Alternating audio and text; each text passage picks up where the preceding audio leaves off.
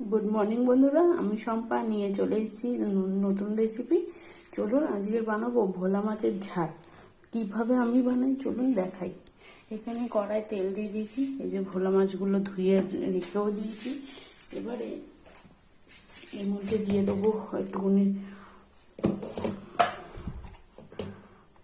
হলুদ গুঁড়ো,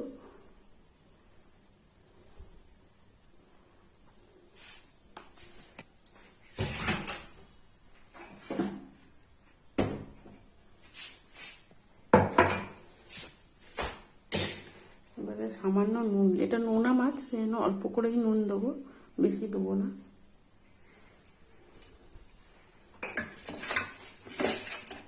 মেখে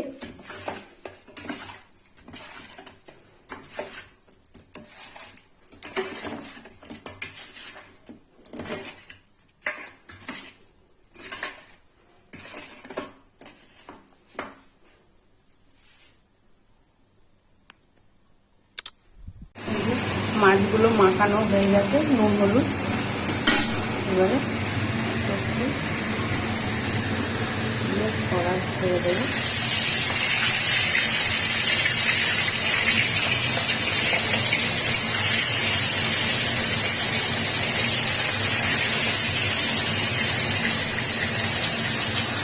চলুন তাহলে এগুলো ভেজে নিয়ে আসছি।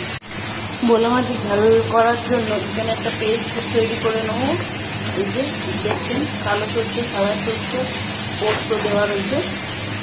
এটা একটা ছোট পেঁয়াজ দেবো এর মধ্যে। এটা বড়, এটা একটাই দিচ্ছি, ওরা বেশি ঝাল খাই না, তাই এটা ভেঙে দিয়ে দিলাম। আর এই দুটো দিয়ে দিলাম। এবারে সামান্য এর মধ্যে দিয়ে দেবো।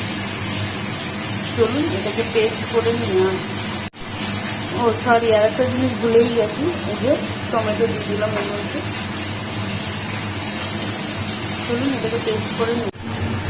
এই যে আমার মাছ ভাজা হয়ে গেছে, এখানে আমার পেস্টও হয়ে গেছে। কড়াই তেল দিয়ে দিয়েছি,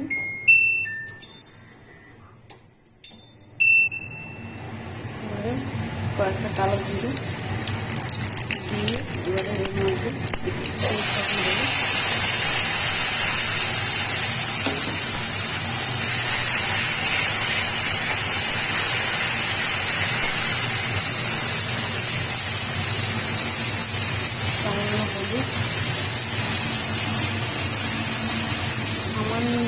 বেশি না।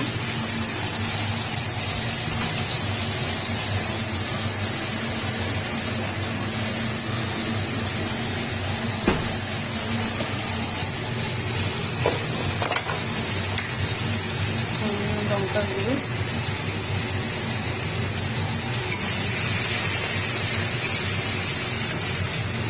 বাদে এই যে এর মধ্যে মশলার মধ্যে জল দিয়ে দিয়েছি। এটা ফুটে উঠলেই এর মধ্যে মাছগুলো দিয়ে দেবো। দেখুন 2 মিনিট পর ফিরে আসছি। এই যে আমাদের নুন ফুটে গেছে, এর মাছগুলো দিয়ে দেবো এর মধ্যে।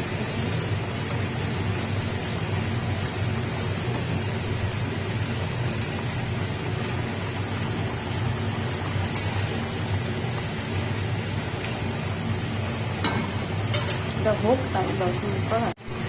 এই যে আমাদের মাছের ঝাল রেডি হয়ে গেছে। এবারে এর মধ্যে ধনে পাতা কুচি দিয়ে নামিয়ে দেবো।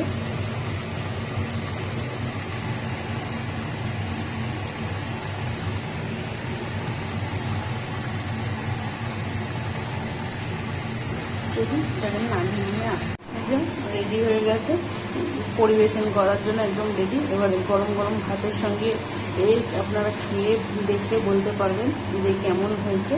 আপনারাও বানান, বানিয়ে আপনারাও খেয়ে বলুন রেসিপিটা কেমন হলো। আর রেসিপিটা ভালো লাগলে লাইক, শেয়ার, সাবস্ক্রাইব করে দেবেন। চলুন আজকের মতো টাটা।